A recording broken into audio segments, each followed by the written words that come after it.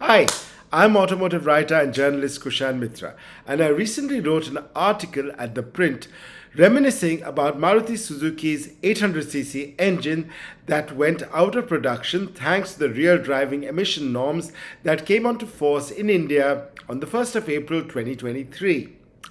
I interviewed C.V Raman, Chief Technical Officer, Maruti Suzuki, to reminisce a bit about this engine that touched so many lives of us who were born in the late 70s and early 80s. The Maruti 800 was a car that we learned driving on, or the Maruti van maybe, or the Maruti Alto. The Maruti Alto was also my first car.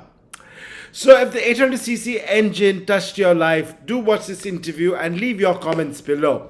The 800cc we started in 1983 Yeah, with the as first. the F8D engine. It's Avatar, and till the time now when we have stopped that, we have sold about 8 million of this 800cc vehicles, which is both on the M800, then the Alto, and the M800. Wow, that's 8 million. So it's how many cars has Maruti produced in the last since '83? In the last 40 years, Maruti must have done. I think We Maruti did about 25 million. 25 Recently, million. we did 25 million. So So about one one third third. of the Wow. of the market was ruled by the 800s. So and actually until the Maruti 1000 and the Gypsy came along, you only had that the 800cc engine, right? We had yes, the 800cc, which was powered by the which powered the M800, then the Omni, and then we had a 1 liter engine which was powering the Gypsy. Gypsy and the 1000.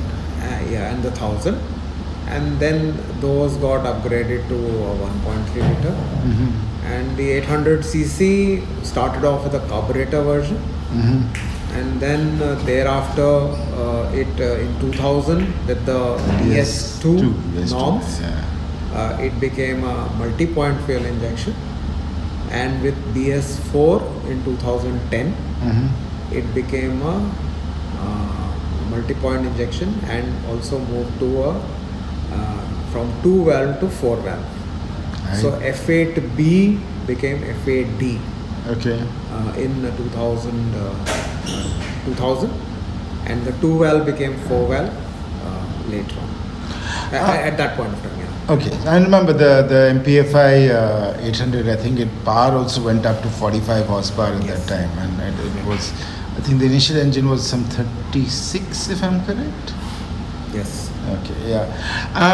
So, Raman, why did the engine not make it onto the new cars under RDE? Is it just too expensive to make it comply? So it has undergone a significant amount of change, over the in its avatar, So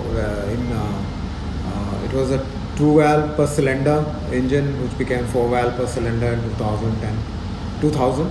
Then when DS4 happened, again there was a change which happened, which was addition of sensors and also make it OBD compliant in 2010. Then thereafter we changed the compression ratio in the Alto, which was launched in 2012. And so then we also made the intake manifold into plastic, cylinder head cover also into plastic, and then thereafter we further increased the compression ratio in 2016 with the minor change, and reduced friction on very many moving parts. And so all of this progression happened with the first on the Alto itself. 800 of course continued as it is. The 800 on the Omni till it stopped. It was continued to be only the F8B version, which was the 2 valve per cylinder. Okay, so even the Omni sold till recently had the F8B, or Was the F8B, never got graduated to be F8B. It was a multi-point fuel injection as far as that is concerned. so. But I was asking, so it became too expensive to make it into comply with RDE, or Yeah, was it it would have just? we could have done it. We could have continued with it, but the cost penalty would have been much higher for the development which is there.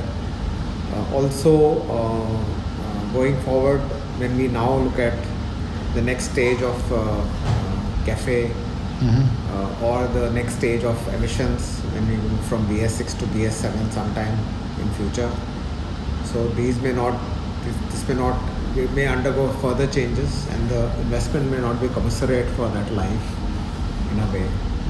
But that was the feeling. Is it also because Indians are moving away from basic cars to more premium models? That is also one part of it, where 1 liter air conditioning being one requirement and power performance being one requirement.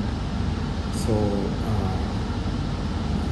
there is a price point of 800cc definitely, which was very attractive for the entry-level customer.